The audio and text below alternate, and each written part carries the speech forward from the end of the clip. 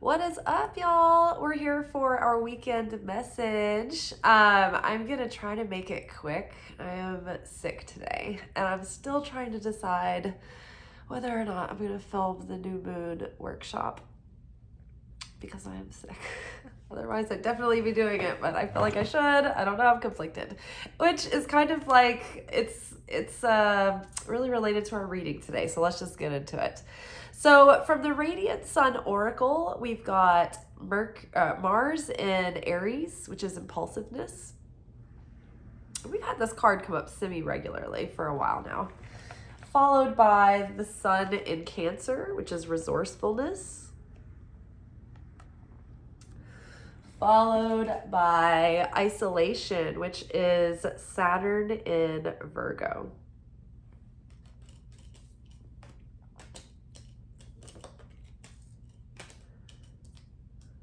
Underneath impulsiveness, we have the Tower.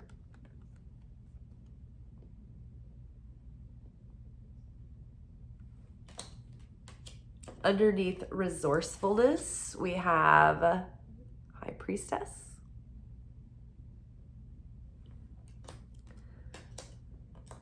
And underneath isolation, we have Five of Wands reversed. All right, so very interesting. So there's an element of like needing to listen to our intuition, follow those pings, those divinely inspired morsels of guidance. You know, when you have this like gut feeling, you're like, oh, I feel like I should go to this place today. I don't know why. I'm having something is just like luring me to this location. Or, ooh, I should reach out to so-and-so about this thing. Or I should put a bug in this person's ear about this idea. Ooh, I know I need to buy this grocery that I'm not aware of that I'll need later, but for some reason I'm just compelled to get it. And then later you find out like, oh, this is great. I needed this, but I didn't know I needed it at the time. So we're having these pings come up, and we really need to listen to them because there's going to be a need for like us to take quick action on a sudden opportunity. And this can create sudden and major change in our situation. We are launching into this new cycle of our lives. We've jumped onto this new timeline. We're beginning to embody this new self. And so the story of life this season is going to be, you know, we're going to be getting into the plot soon, right? So it's like, what are the plot points that are going to present? Well, the plot points in, say, a screenplay, you have the beginning of a movie or a series, right? Which the first sort of introduction, the first little bit just sort of introduces the character and the main characters around them and who they are. You get a sense of what their life is like at this current juncture. Plot point 1 in the script comes in the first 10 minutes of a movie. But think about it in a show. It's like the first episode, right? The end of the first episode, you get that plot point. And that is everything's going along just fine. And then something crazy happens and turns the whole seeming situation inside out. And then what you thought was the story is like, oh no, that wasn't even the story. We were just getting set up. Now the plot point is like, this is the story. So the plot point is an inciting incident that sends the character on a journey of self-discovery into Act 2, which is the confrontation, which is dealing with whatever it is, going on the journey, having the situation play out. Think about all the movies where it's like, oh, I'm going to be empowered, so I'm going to go on a journey to like get this internship. Think about like Devil Wears Prada. Or, I'm trying to think of a good movie where it's like everything's all, sunshine and rainbows, and then something crazy happens and it sends the character, probably like, what is that movie, like Cranked or Jacked, with like whatever that bald guy action dude is that has to like go around really fast. It's called Cranked. He has to like keep his heart rate up or he'll die, So it's like the beginning of the movie, he's probably just hanging out, being a cockney, chill. Suddenly something happens and he's got to go on this like crazy thing for the rest of the movie with Amy Smart. Do you guys remember that movie? Jacked Cranked. I don't know. It's something where this guy's got to go fast for the rest of the movie. He's got to stay on speed. But so this is what we're looking for. Like the plot point might be introducing itself. So be on the lookout for an opportunity to arise where you might have to make a sudden decision or take quick action, and don't hesitate. Don't second guess yourself. There's also maybe a need to, don't be afraid to be a little bit more of a go-getter and like take life by the horns a little more. And don't be afraid to be a little bit more showy, a little bit more competitive in putting yourself out there for what you're offering in the world, what you bring to the table, right? Because others can run roughshod over you if you sit back like a wallflower, right? It's like own your space, own your place to bring forth the light that you're supposed to be shining. So in a positive way, it's like listen for the divine guidance and those intuitive hits, and then actually take action, take guided, divine, inspired, aligned action. And then don't waste time. Don't procrastinate, because sometimes, like say you heard about a great job offer coming up, but then you spent too much time being overly perfectionistic about tweaking your like resume and social media, hiring sites and all that stuff. And so by the time you actually get your application, and this is an example in the To Be Magnetic workshop I was actually doing last night, by the time you get your application and there's already like 300 more applicants than you, when it's like maybe you should have just thrown it out there and had enough confidence in yourself that you were probably, presenting in a more competitive way than you might have thought. Maybe you didn't give yourself enough credit. There was also the Page of Cups that came up today in our daily pick a card, which was like hinting around about like needing to take time to rejuvenate, recharge, and get grounded, because we're being a little bit, because of our sensitivity, like emotionally, energetically, like physically, all of it, we're getting a little bit of overwhelmed. And so like we're becoming ungrounded and things are piling up that we need to take care of. And so they're getting in the way of our ability to be as competitive and proactive as we need to when things come up and they need to be addressed quickly.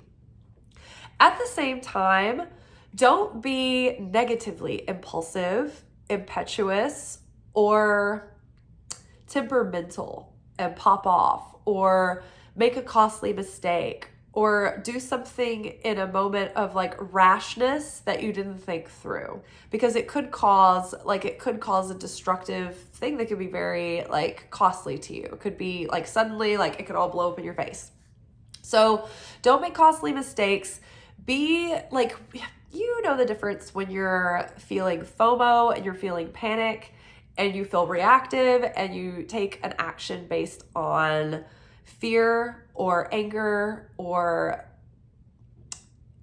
like being excited but not thinking something through, versus when you feel really inspired or led or called to do something and you're just feeling like you're second guessing yourself and you're feeling timid, right? One example is you're ready to pop off and it's really easy for you to get in there and do the thing and not think about it. So that the order of the day there is practice restriction, slow down, think things through. Is this a good idea? Am I thinking about this in a wise, discerning way, right? Like me and my mom today were discussing like silversmithing, for instance. And, she was like, that would be such a great trade for you. You're so creative and so artistic. That would probably be a really great business for you to get into. And I was telling her, I was like, yeah, it does seem that way. But when you look closer at a lot of the jewelers that are out there on Instagram or whatever, and there are these one-person shows, many times you're like super burnt out. And then I was like, think about like how many pieces of jewelry you need to make your monthly bills.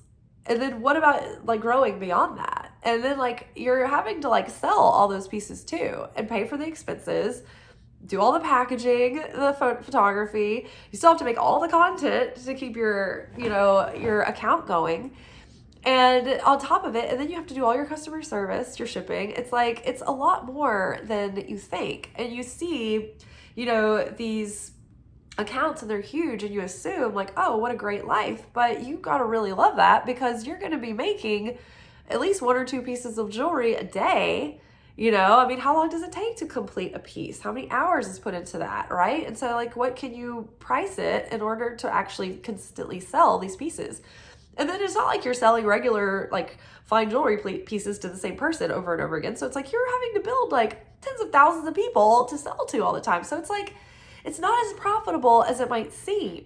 And if one was impulsive, they could be like, oh yeah, let's just go start this business. I'm going to take a silversmithing class. And if you don't think it through, you could make a costly mistake that would cost a lot of time and a lot of effort, right? So there's wisdom there. And the more we unpacked it, we're like, yeah, I guess we've never thought about it that way. So we were just like discussing it, considering it. We're like, well, actually, when you think about it, it's like, eh. And so it's like thinking about things in that kind of way before you just rush in bullheaded. Is this right? In a relationship, as you're getting to know someone, in the beginning, it's like, yeah, you're high on the I like you chemicals. And you're like so prone, like we're so trained to make sure that like all of our dating moves are like getting us towards a relationship.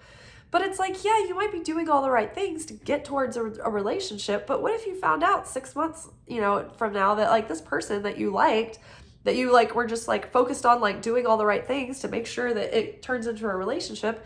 It's like that person's not actually that compatible. Like, yeah, you like each other, but like ultimately, like in the end, like you don't really have a whole lot to build upon and you don't really want to go in the same direction. And so again, it's like, oh, impulsivity costing mistakes. However, say there is an opportunity that you hear about that you really want, that you've been thinking about for a long time, and you're kind of shy, you're timid about it, and maybe you're not feeling fully like, oh, like you're feeling a little skittish. That's when you need to follow those impulses and take a chance and put yourself out there, right? So, usually the ego tricks us, and it can be very tricky to distinguish, okay, what is my intuition telling me to do? And then what is my ego doing that's being reactive and causing me to be like to respond in a reactive way? And so usually a rule of thumb to sort of test the situation is usually whatever's easier for you to do, whatever you're more excited about is usually the thing that you need to pause, right? Ooh, I can't wait to get up in there and tell them what I really think. It's like, maybe creator is asking you to practice restraint and not pop off and not speak up. But if you're the one that's always avoiding conflict, if you're like, oh, I'm scared to say anything, I don't know, it seems like the consequences are going to be worse than like if I just actually just like grit and bear it, and you're like timid and shying away, then it's like, okay, no, the universe wants you to be bold and speak up for yourself and make a move, because that's what's harder for you to do. What's pushing you out of your comfort zone? What's causing you to, have to restrict the want for instant satisfaction or gratification? And what is causing you to do the thing that might be less gratifying at first, but will yield long-term value in the end? So there may be both situations.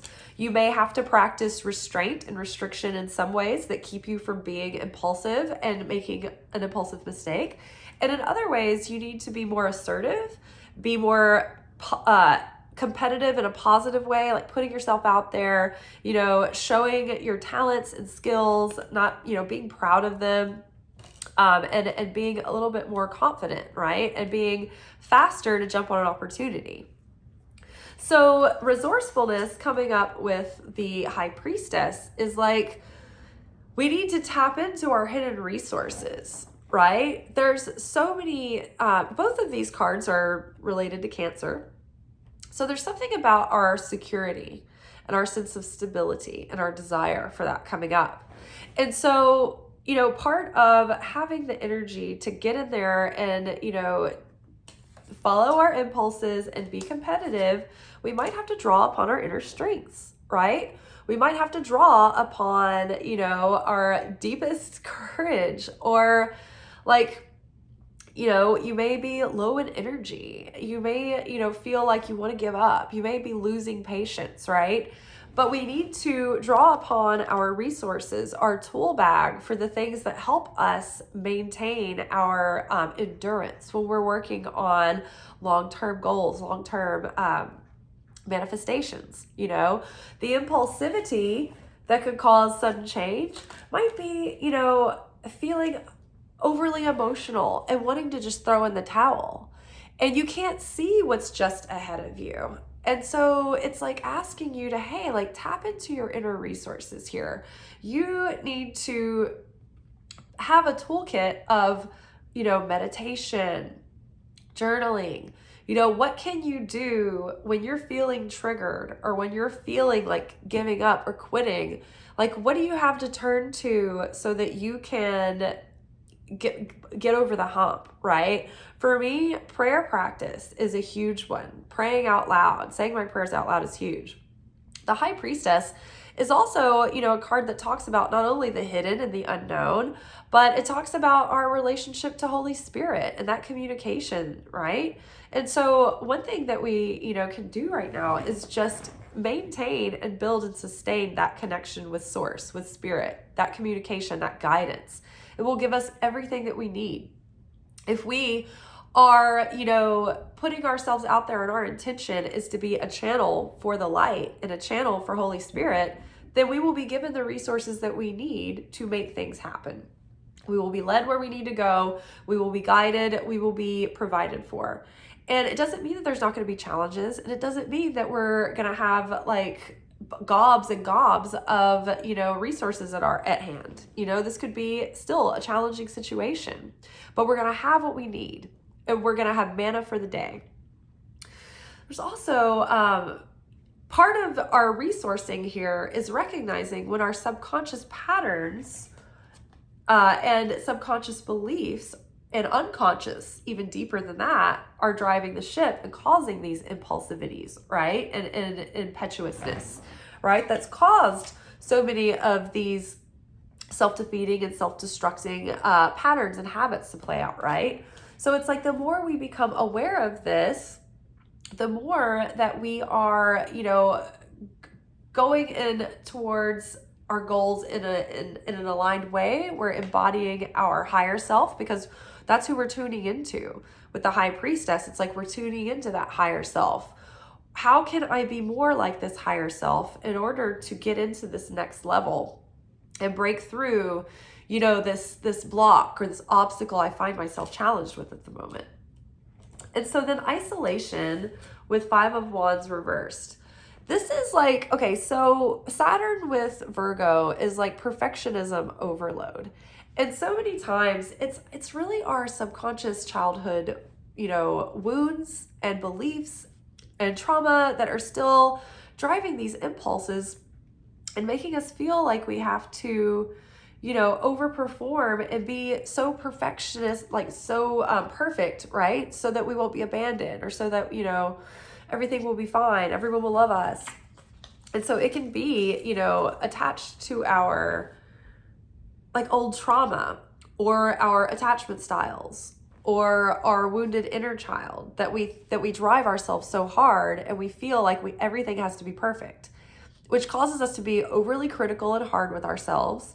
And many times it's also causes us to be overly critical and harsh and judgmental on others, which can leave us isolated, right? It can drive people away. It can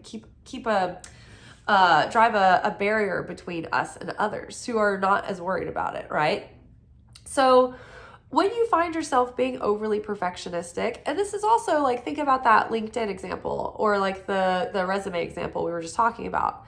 It's like, are you missing out on things because you're being overly perfectionistic?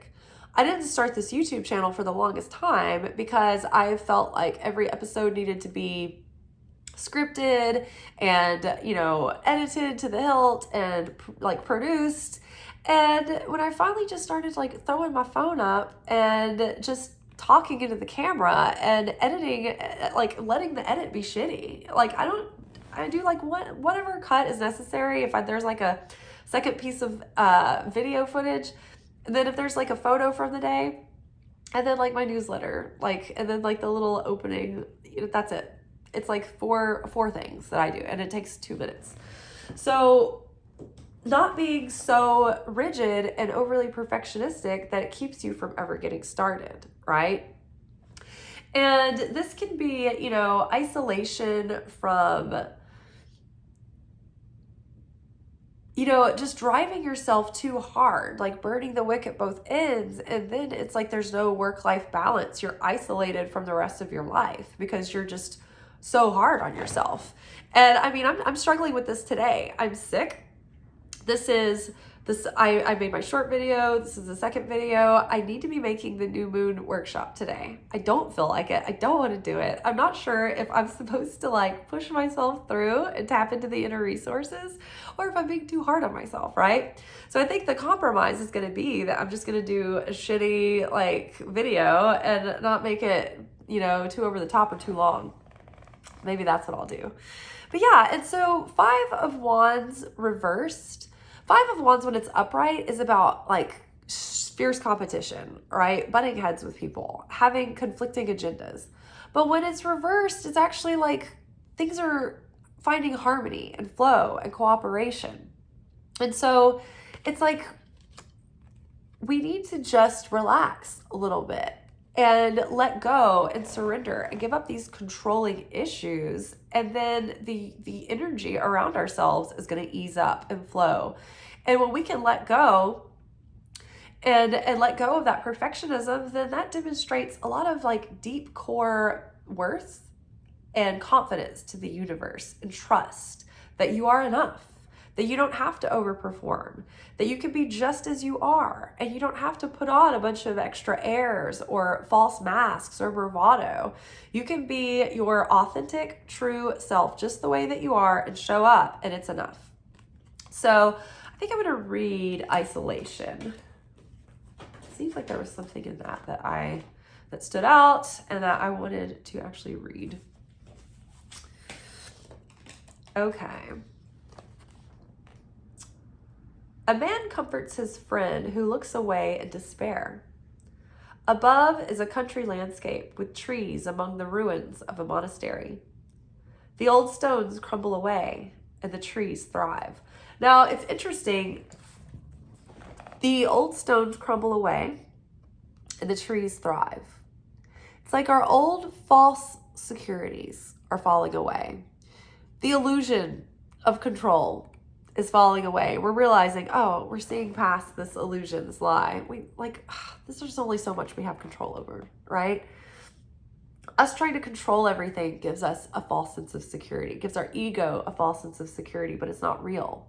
It's not real stability, right? So allowing those rigid structures, that rigid, harshness, that's not serving you, allow it to fall away so that you can be more adaptable and flexible to the reinvention of self that's happening in this Aquarius season. Okay, and I think like Pluto is moving out of Capricorn into Aquarius too, and that's rebirth and reinvention into this new, more open-minded way of thinking and less rigid. Okay, so persistence and self-discipline in the Saturn Virgo life is chiefly geared toward achieving perfection at work. People with this planet sign combination care about system and order in the workplace, and in extremes can be over-perfectionist and superficial. Personal discipline and dependability come fairly easily to people with this card. Personal discipline and dependability come fairly easily to the people this card describes, but they may find themselves being a little too harsh on less able colleagues. Work on their own, which involves some kind of analytical ability, could be a strength. Health and diet are important to the Saturn Virgoian. Try not to be such a worrier, though. Don't worry so much. Saturn Virgo people tend to take on heavy responsibilities in their employment or service to others, and are often found in positions in which they work alone with sole responsibility for a major project. And remember the example we were just using of the solo jeweler who's got the company, right, on Instagram, where they take on the sole responsibility of their company. And it can be kind of isolating, you know, when you have all that much work to do. I know for this channel, it can be isolating. I have a lot of content to keep up with, and it takes time to do that.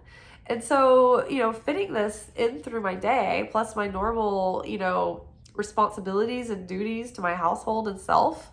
And then there's social life and, you know, dating and trying to meet people and getting to know people. There's a lot. And then there's just like bathing, flossing, cooking, cleaning, doing dishes. Like I batch cook. I can't imagine the motherfuckers out there that are making 3 meals a day and cleaning up after all this. It's like, who has I don't even have time to eat that many times a day.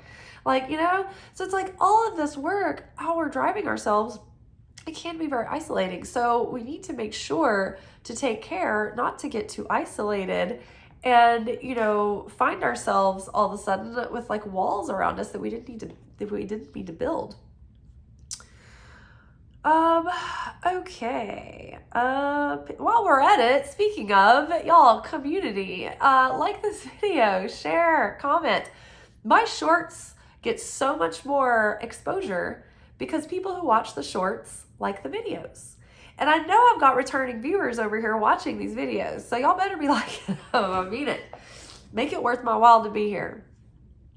All right. So, yeah, because it just feels like, I gotta be honest, it gets kind of discouraging at times. This is my 3rd year. I am almost to the first stage of monetization, which is 500 subscribers. But I also need 3,000 watch hours, and they don't come from the shorts videos. They only count from the videos. So I'm at about 1,200 public watch hours per month. So I have to basically like more than double that in order to get to my first stage of monetization. So like these videos, it helps so much. It makes every bit of difference. And then I'll have more time to get out and live. Okay.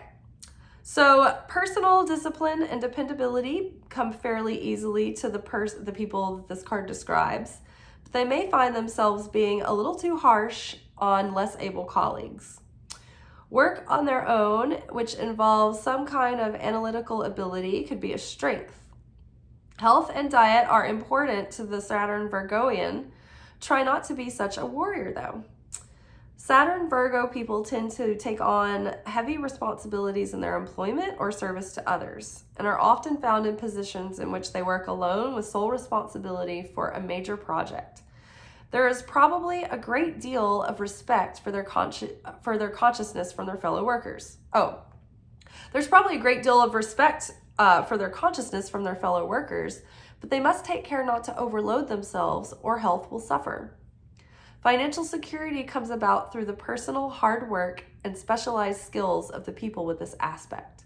Negatively, devotion to perfection and accuracy in all matters can lead to a gloomy, austere, and depressed outlook that engenders unpopularity and isolation from more relaxed, less worried company. When this card appears, it always indicates a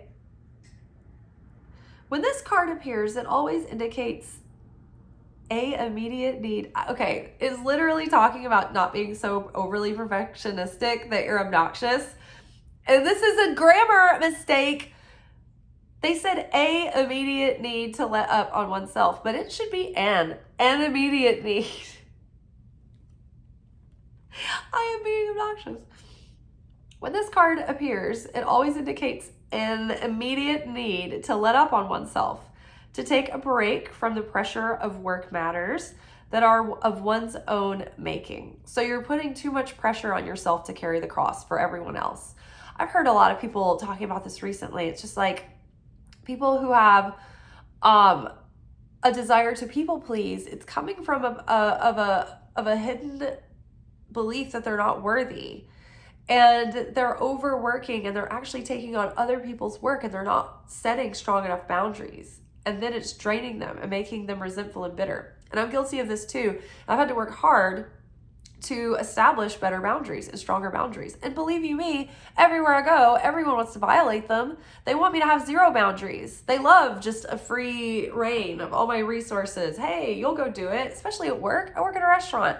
People neglect their ongoing side work, and everyone needs this stuff to keep the shift going. And it's like, you literally have to choose whether or not you're just gonna do it and then wear yourself out and overly work yourself to death and do everybody else's work, or you have to have the courage to have healthy confrontation and ask someone else to do their job, even though, you know, they may not be paying attention, which is uncomfortable for, you know, people who are not trying to go manage people constantly, right? It's like, it's uncomfortable, but it takes energy to do that, right? But sometimes that's what we have to do in order to protect our own energy.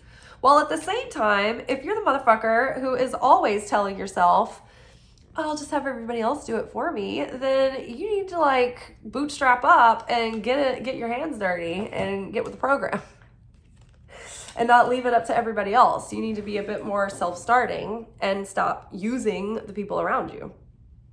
There's a balance. There's a fine balance. And if you can hear my frustration, it's because we're, you know, the people who have to work on their strong boundaries are magnets for people who want to take advantage of their kindness. And so resentment builds up. And then resentment does nothing for you but turn away your good fortune and blessing, because your vibration crunches up and it becomes contracted and it becomes closed off, right?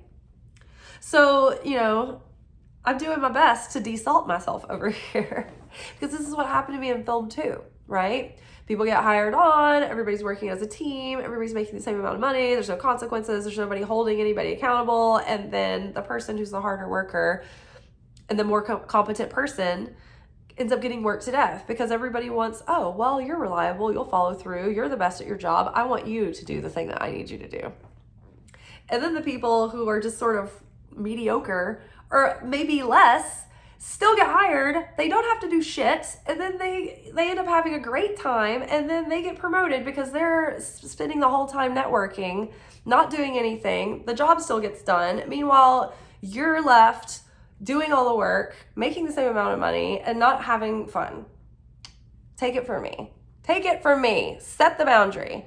Just start off being that bitch. Be comfortable with it. Yeah.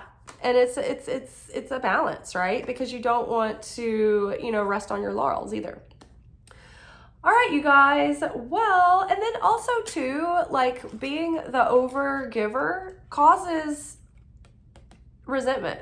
It causes what's called bread of shame. When you overgive to someone who hasn't earned it, they resent you for it. They're repulsed. They're turned off.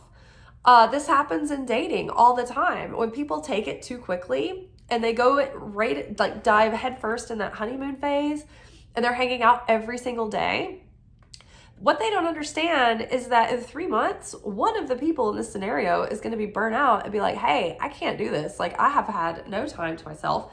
And you think all along, you're like, oh, this is great. It's mutual. We both want to do this. But someone has to set the boundary and say like, no, we need to pace ourselves.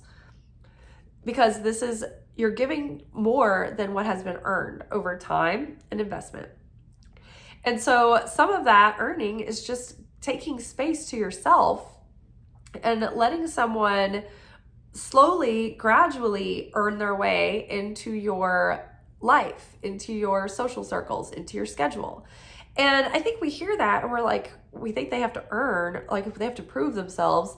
And it's like, then because we're thinking of it in that like small, narrow way, we think, oh, well, this person's nice and they're making an investment and they're a good person and they're genuine and they really mean it.